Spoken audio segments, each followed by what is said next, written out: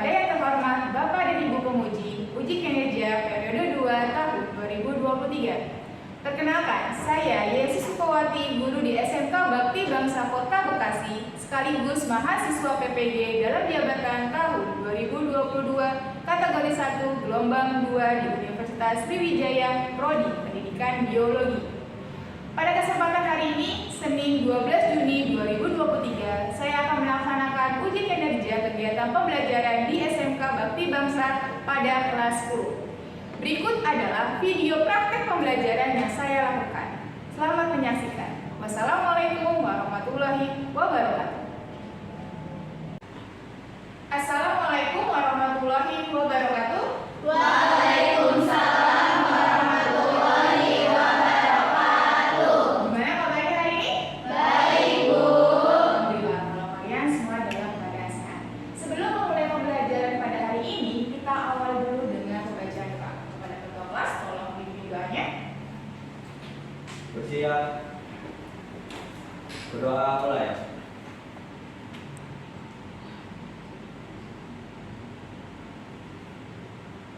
Berdoa selesai. Terima kasih Fatah telah membantu untuk pimpin doa. Ya, Bu.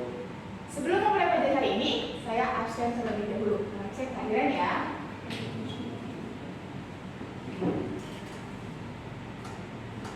Alivia, Cahya, Fatah, Hadir. Hasna, Valeri. Alhamdulillah, berarti hari ini hadir semua ya. Ya, Bu. Baik, sebelum membahas pokok bahasa pada hari ini, saya mau mereview materi pada pertemuan sebelumnya. Masih ingat materi minggu lalu? Masih, Bu. Kalau masih ingat, coba supaya bisa menjelaskan. Ya. Ya, Pak, silakan. Sertifikasi pembuahan dan kehamilan. Oke, minggu lalu kita telah membahas tentang proses fertilisasi, pembuahan dan kehamilan. Coba apa sih yang melakukan proses fertilisasi? Oke, silakan ya. Fertilisasi yaitu proses pertemuan antara sperma dengan ovum. Oke, benar ya. Fertilisasi adalah proses bertemunya sel sperma dengan sel ovum yang nantinya akan menjadi zigot seperti itu. Nah, beberapa hari lalu juga saya telah memberikan e-modul kepada kalian. Sudah dibaca? Oke, kalau sudah dibaca, Ibu mau lihat nih hasil literasi yang telah kalian lakukan di rumah melalui proses pretest. Nah, boleh kalian buka aplikasi quiziznya. Oke, sudah dibuka aplikasi quiziznya? Baik, kalau sudah dibuka, bisa kalian masuk dengan kode 649 667. Kode masuk quiziznya adalah 649 667. Bu berikan waktu 5 menit untuk kalian mengerjakan. Silakan.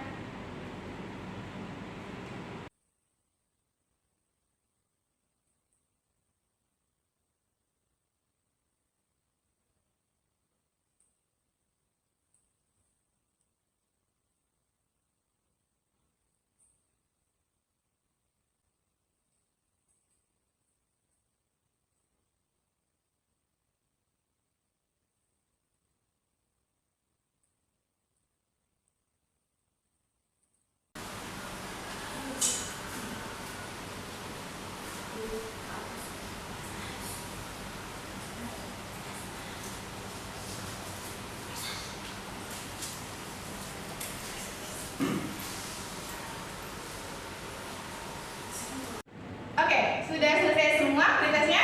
Sudah, Bu. Baik, kalau sudah selesai, kita akan membahas pembahasan pada hari ini.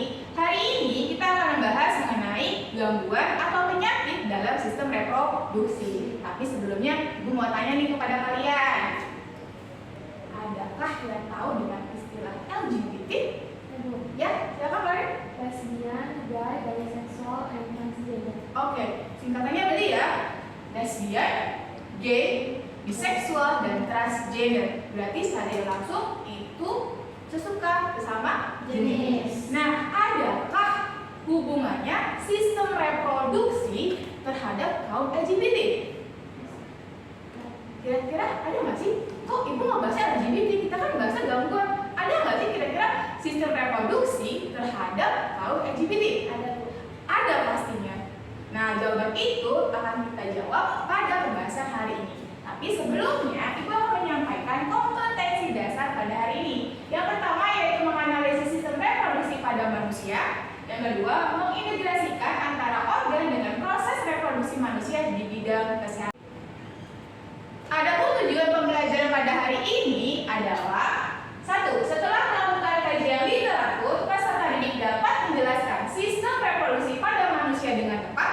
Yang kedua, setelah melihat media video, peserta didik dapat menganalisis sistem reproduksi manusia dengan benar. Yang ketiga, melalui kajian literatur dan diskusi, peserta didik dapat menganalisis kelainan dan gangguan sistem reproduksi pada manusia dengan benar. Dan yang keempat, setelah kegiatan diskusi, peserta didik mampu menampilkan hasil analisis kelainan dan gangguan sistem reproduksi pada manusia dengan tepat. Semoga pembelajaran pada hari ini kita bisa mencapai tujuan pembelajarannya ya. Oke, kira-kira masih semangat nggak nih untuk pembelajaran pada hari ini? Masih, Bu. Kalau masih semangat, Ibu mau dengar ide-ide biologi yang biasa kita ucapkan. Masih ingat? Masih. Coba, yuk. 1, 2, 3. Biologi asli, biologi seru, biologi teknologi. Semangatnya mantap. Nah, untuk membahas materi pada hari ini, Ibu punya tampilan video. Kalian amati, kemudian kita ambil respon ya.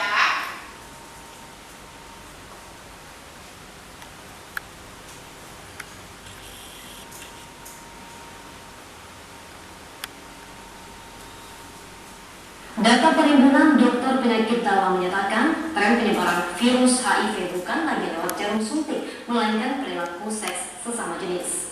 Pakar perkawinan Neng Zubaida menyatakan tren ini sulit dibendung karena tidak adanya sanksi hukum bagi pelaku LGBT di Indonesia.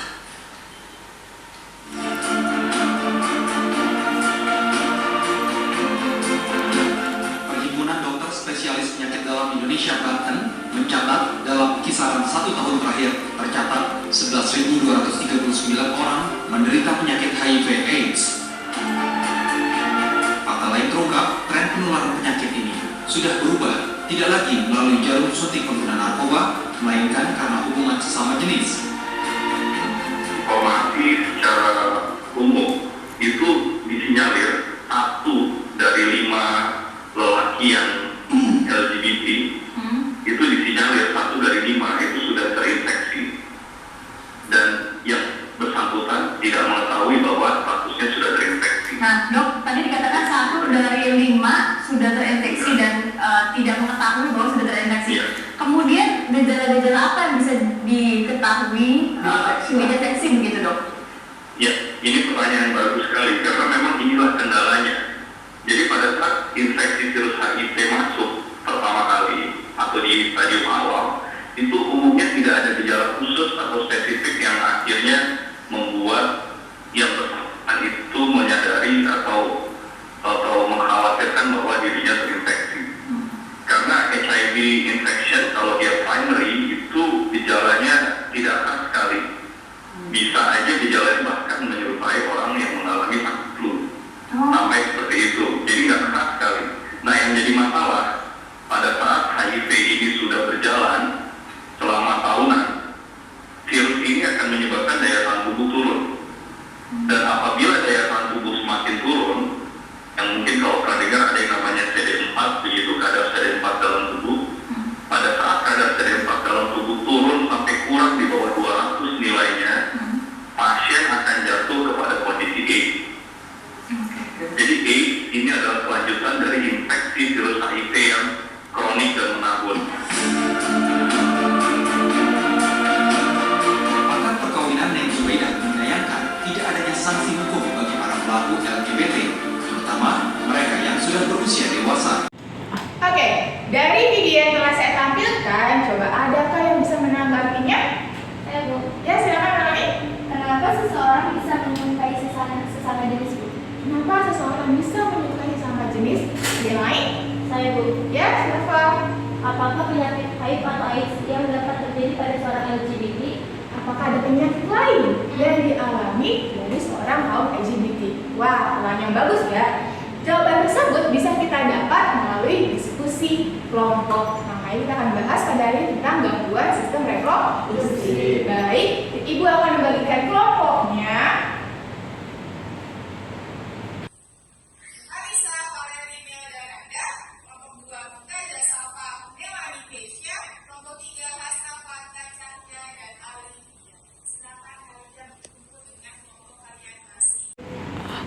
Oke, sudah berkumpul dengan kelompoknya masing-masing? Sudah. Baik, kalau sudah, Ibu akan membagikan LKPD-nya. Silakan. Dan silakan. Oke. Bisa kalian lihat dan buka di LKPD ada skenario masalah yang mesti kalian diskusikan. Kalian bisa mencari literaturnya melalui buku bacaan ataupun internet. Saya berikan waktu 25 menit untuk kalian berdiskusi. Nanti kalian akan mempresentasikannya ke depan dalam bentuk PowerPoint. Paham? Paham.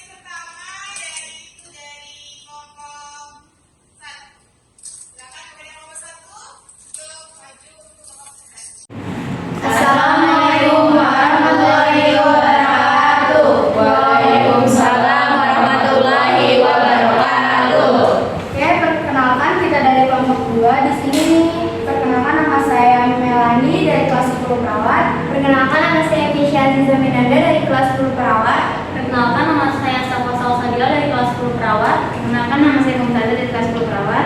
Oke, di sini di sini kami akan mempresentasikan hasil dari diskusi kami.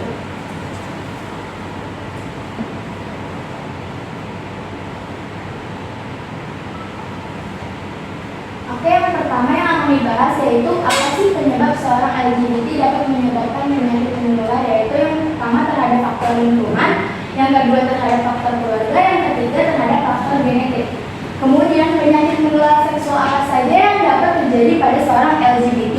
Yang pertama ada HIV atau AIDS, ialah kondisi di mana ketika sistem kekebalan tubuh tidak lagi mampu melawan infeksi yang masuk. Dan yang kedua ada sifilis, ialah penyakit menular seksual yang disebabkan oleh infeksi bakteri. Yang ketiga ada hepatitis B, ialah penyakit yang ditularkan melalui kontak cairan tubuh seperti darah, air liur, cairan sperma, dan cairan lainnya. Dan yang terakhir ada gonore. Ini ialah penyakit menular seksual yang ditandai dengan munculnya nanah pada urin. Nah, berikut ini adalah contoh foto dari penyakit hepatitis B, sifilis, virus HIV, dan ini dari penyakit lupus. Lalu yang ketiga, mengapa LGBT sebagai penyumbang terbesar HIV atau AIDS di Indonesia? Karena pemerintah dan DPR belum membuat regulasi yang ketat untuk membendung penyebaran lesbian, gay, biseksual, dan transgender di Indonesia, dan banyak sekali perilaku LGBT di ruang publik. Yang keempat, faktor apa saja yang dapat meningkatkan resiko penularan HIV atau AIDS selain dari penularan LGBT? Yang pertama ada faktor lingkungan, misalnya terjadinya LGBT, misalnya kedua. Yang kedua ada faktor keluarga, seorang anak mengalami kekerasan lingkungan keluarga. Yang ketiga ada faktor genetik, maksudnya ialah penyimpangan seksual seperti lesbian, gay, dan lain-lain. Lalu yang kelima, jika kalian berperan sebagai dokter, bagaimana cara mengelola HIV atau AIDS pada seorang LGBT beserta pencegahan dan pengobatan yang dapat dilakukan? Yang pertama itu ada penularan penyakit HIV atau AIDS dapat ditularkan dari orang melalui cairan tubuh. Penularan paling sering terjadi melalui hubungan seks. Yang kedua ada pencegahan, menggunakan kondom saat berhubungan seks dan berganti-ganti pasangan, dan hindari perilaku seksual yang beresiko. Yang ketiga ada pengobatan. Sampai saat ini belum ada obat atau vaksin yang dapat mencegah dan menyembuhkan infeksi HIV atau AIDS. Sekian presentasi dari kelompok kami. Apakah ada yang bertanyakan? Assalamualaikum warahmatullahi wabarakatuh. Waalaikumsalam warahmatullahi wabarakatuh. Sebelumnya kami dari kelompok 1 izin memperkenalkan diri. Nama saya Valeri dari kelas 10 perawat. Saya Nurhalisa dari kelas 10 perawat. Saya Nurhalisa dari kelas 10 perawat. Saya Nanda dari 10 perawat. Kami di sini ingin membagikan hasil diskusi kami tentang gangguan sistem reproduksi seorang LGBT. Yang pertama ada pengertian LGBT. LGBT adalah akronim dari lesbi, gay, biseksual, dan transgender. Istilah ini digunakan semenjak tahun 1990-an dan menggantikan frasa komunitas gay.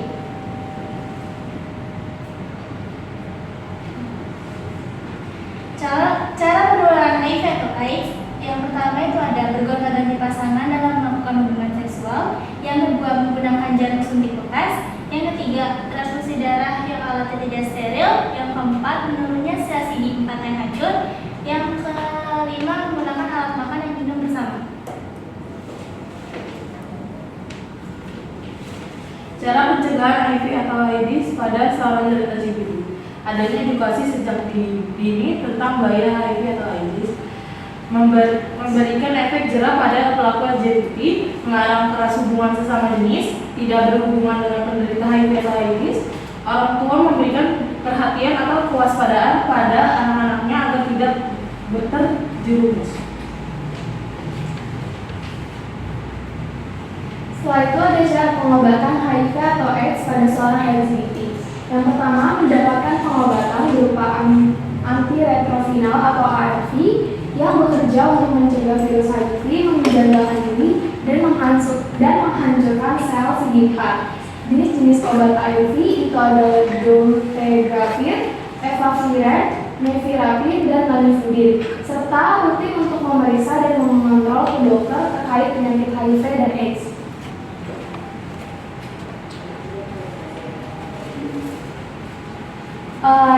Bisa dilihat teman-teman di sini ada gambar. Yang pertama ini adalah contoh hubungan lesbian, yang kedua itu adalah contoh gambar gay, dan yang ketiga ini adalah contoh biseksual. Dari apa yang sudah kami sampaikan, ada yang ingin ditanyakan?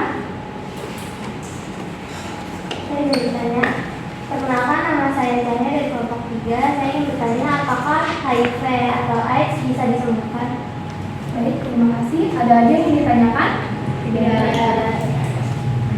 Jadi kalau tidak ada, izinkan saya menjawab pertanyaan. Pertama, untuk pengobatan HIV atau AIDS itu belum bisa disembuhkan, tetapi ada obat yang digunakan untuk melemahkannya, yaitu menggunakan obat tipe ARV yang tepat. Contohnya itu adalah nifudin, abacavir, dan stavudin, serta rutin untuk mengeceknya ke dokter. Kurang lebih seperti itu. Apakah sudah jelas? Baik, terima kasih. Sekian presentasi dari kami. Mohon maaf bila ada kekurangan. Wassalamualaikum warahmatullahi wabarakatuh. Waalaikumsalam warahmatullahi wabarakatuh. Assalamualaikum warahmatullahi wabarakatuh. Waalaikumsalam warahmatullahi wabarakatuh. Perkenalkan, kami dari kelompok 3 ingin mempresentasikan hasil diskusi kelompok kami. Saya Fata. Saya Alivia. Saya Cahya. Penyebab terjadinya LGBT. Yang pertama, faktor lingkungan. Faktor lingkungan bisa memicu terjadinya LGBT, misalnya saja karena salah pergaulan. Yang kedua adalah faktor keluarga. Jika seorang anak mengalami kekerasan di lingkungan keluarganya, hal ini bisa menjadi salah satu faktor yang menyebabkan dia menjadi LGBT. Yang ketiga adalah faktor genetik. Kromosom X yang diturunkan ibu ke anak membawa keragaman gen yang membuat seseorang menjadi gay. Macam-macam penyakit menular seksual pada LGBT. Yang pertama, HIV atau AIDS, virus yang merusak sistem kekebalan tubuh dengan menginfeksi dan menghancurkan sel CD4. Yang kedua, sifilis, infeksi menular seksual yang disebabkan oleh infeksi bakteri Treponema pallidum melalui kontak seksual dengan seseorang yang terinfeksi. Yang ketiga, gonorrea, penyakit menular seksual yang ditandai dengan munculnya nanah pada urin. Yang keempat, herpes simplex genital. Herpes simplex genital adalah penyakit yang disebabkan oleh virus herpes simplex tipe 2 yang menyerang kulit di daerah genital, luar anus dan vagina. Bisa dilihat contoh gambar herpes simplexnya. Cara penularan, pencegahan dan pengobatan HIV atau AIDS. Yang pertama, cara penularannya berhubungan seksual tanpa pengaman, berbagi jarum yang tidak steril, penularan bagi ibu dan anak selama kehamilan. Yang kedua ada cara pencegahan, menggunakan pengaman dengan benar atau menggunakan pengaman dengan benar saat berhubungan seksual, menggunakan jarum suntik steril yang baru, mengecek atau mengikuti tes HIV agar tahu langkah berikutnya jika memang positif HIV. Yang ketiga ada cara pengobatan dengan menggunakan ARV yang tepat, tetapi pengidapnya tidak akan bisa sembuh total. Mengapa LGBT sebagai penyumbang terbesar HIV atau AIDS di Indonesia? Menurut faktor resiko menunjukkan bahwa LSL menyumbang sebanyak 506 kasus pada tahun 2010 dan 555 kasus pada tahun 2011. Terjadi peningkatan sebanyak 49 kasus.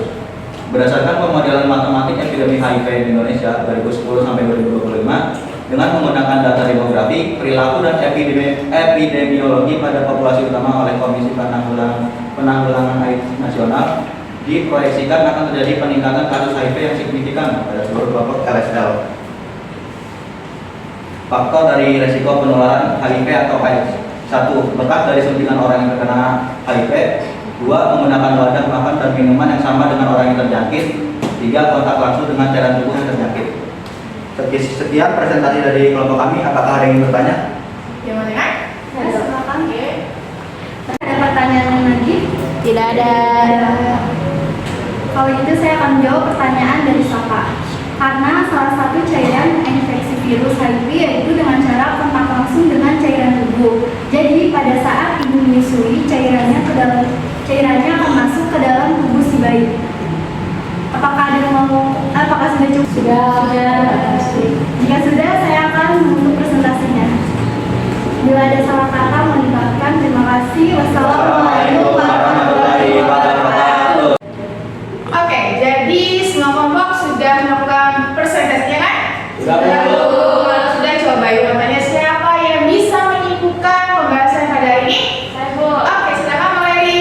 Gangguan sistem reproduksi yang terjadi dapat berupa HIV, AIDS, sifilis, dan gonore. Hal ini dikarenakan penyakit yang ditularkan oleh seorang LGBT. Oke, benar sekali ya. Nah, berarti semua sudah paham? Kalau sudah paham, Ibu melakukan evaluasi melalui post test. Jadi sekarang kembali ke tempat duduk seperti awal gitu. Yuk. Oke, sudah dibuka aplikasi fisiknya? Sudah. Baik, kalau sudah Ibu akan memberikan kodenya yaitu 535 5384. 535-384. Silakan dikerjakan, Ibu beri waktu 5 menit untuk mengerjakannya.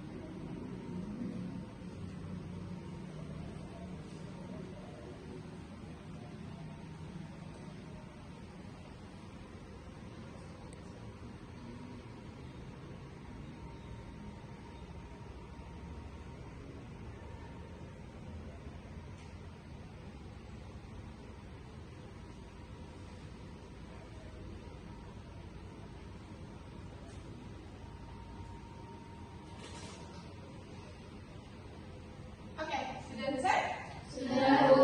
Baik, kemudian juga data dari sini sebenarnya sudah selesai ya. Wah, ternyata hasilnya ada kemajuan dari hasil pretest tadi. Berarti kamu sudah mengerti pembahasan pada hari ini. Tepuk tangan dulu untuk kita semua.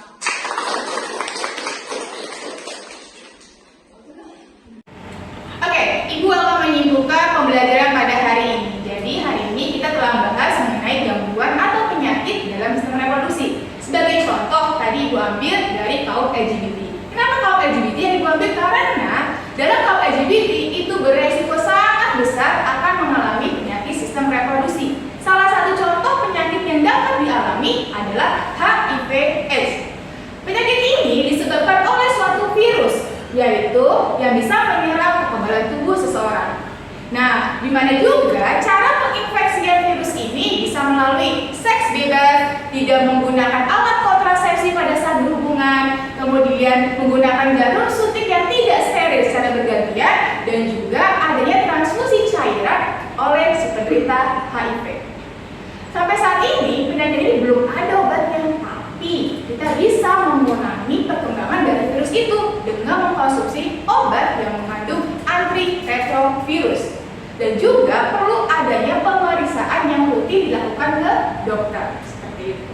Nah, apakah hanya penyakit HIV aja yang bisa dialami? Tidak, penyakit reproduksi masih banyak lain, seperti yang telah kalian jelaskan. Tadi ada sifilis, gonore, herpes simplex, kanker mulut, dan masih banyak yang lainnya. Makanya kita harus udah tahu tentang pelajaran ini, kita harus berhati-hati menjaga diri agar terhindar dari penyakit tersebut. Sampai sini semua paham? Paham. Oke, kalau sudah paham, gimana pembelajaran ini? Mengasihkan? Sangat.